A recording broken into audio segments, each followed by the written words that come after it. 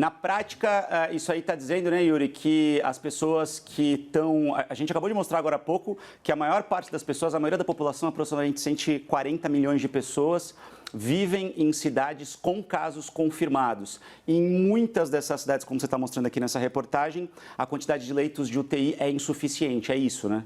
É bem por aí, Ciane. O levantamento eu pedi para uma plataforma que mexe com Big Data e cidades inteligentes, chamada Bright Cities, e aí o que a gente fez? A gente pegou uma divisão que o IBGE adota para fazer a divisão administrativa do país, que aí é um pouco mais do que municípios e um pouco menos que estados. É o meio do caminho, que é o que o IBGE chama de micro-regiões. São 558 no Brasil inteiro. Então, o que acontece? O UTI é uma unidade de terapia intensiva e isso significa o quê?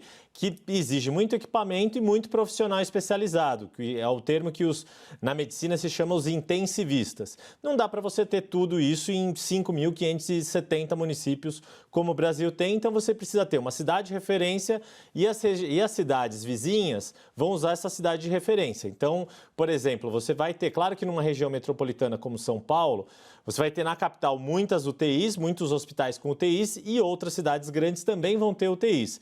Mas em determinadas regiões do país, você tem uma cidade e as cidades em volta vão poder usar a UTI dessa cidade de referência.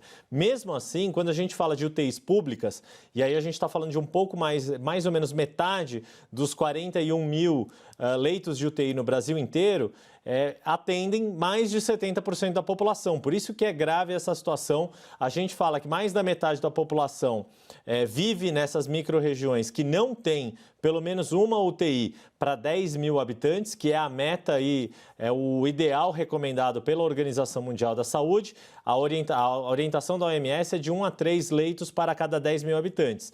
Mais da metade da população, a gente está falando aí de 53%, vive nessas micro-regiões, nessas áreas que estão abaixo dessa orientação, e mesmo quando a gente sobe levando em conta até as unidades privadas, ainda assim o índice fica ali abaixo do ideal considerado pela OMS.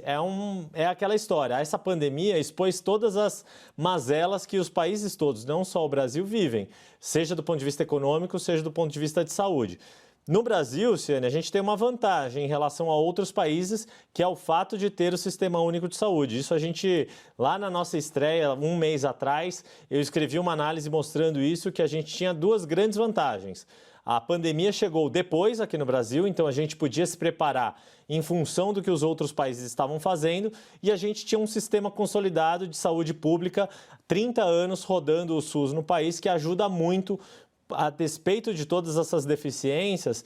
Toda a questão de vigilância sanitária, vigilância epidemiológica, as recomendações que saem do governo federal para estados e municípios dentro da área de saúde, isso faz uma diferença tremenda numa hora como essa, Ciane.